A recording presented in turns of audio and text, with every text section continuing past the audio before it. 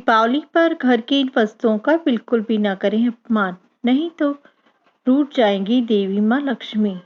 हम मानते हैं कि समुद्र मंथन के लिए भगवान विष्णु ने कच्छप का अवतार लिया था और तब समुद्र से 14 रत्न प्राप्त हुए थे।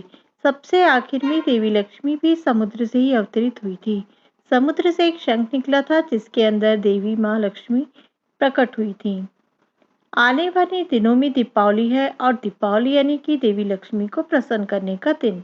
देवी लक्ष्मी की कृपा से ही संसार चलायमान है और इसके आशीष के बिना न किसी को वस्त्र मिलेगा, न भोजन और न ही भौतिक अवस्था में संपत्ति।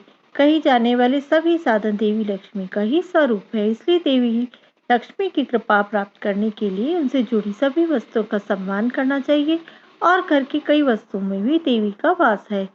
ऐसी कौन सी वस्तुएं हैं जिनके रूप में देवी माँ हमारे बीच रहती हैं? हम जानते हैं शंख को, और शंख क्या है? हिंदू धर्म में शंख का विशेष महत्व है। भगवान की पूजा करते समय शंख बजाने की परंपरा बरसों से चली आ रही है और धर्म के आधार पर शंख इसलिए भी महत्वपूर्ण है क्योंकि इसे जगत पिता भगवान नारायण धारण करते हैं। विष्णु पुराण में इस बात का भी उल्लेख है कि शंख में देवी लक्ष्मी का वास है।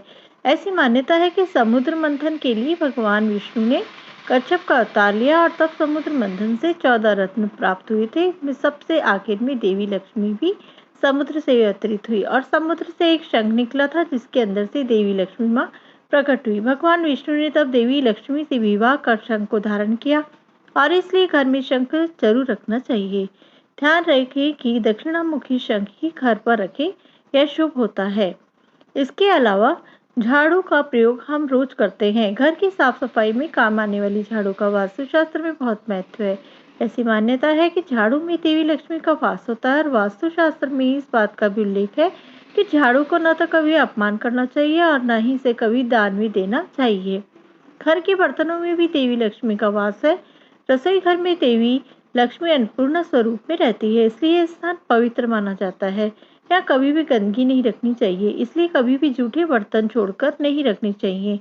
रात में तो बिल्कुल भी नहीं। इन बर्तनों को धोकर सुखाकर रखना चाहिए।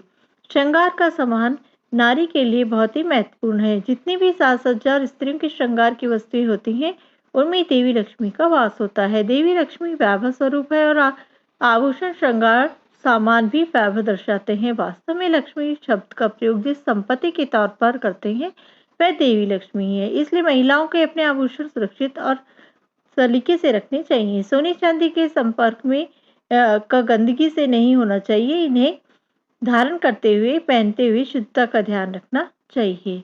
इस तरह हमें दीपावली का पर्व बहुत ही हर्षोल्लास के साथ मनाना चाहिए। आपको ये वीडियो कैसा लगा? अगर अच्छा लगा है तो इसे लाइक और सब्सक्राइब करें और शेयर करना ना भूलें।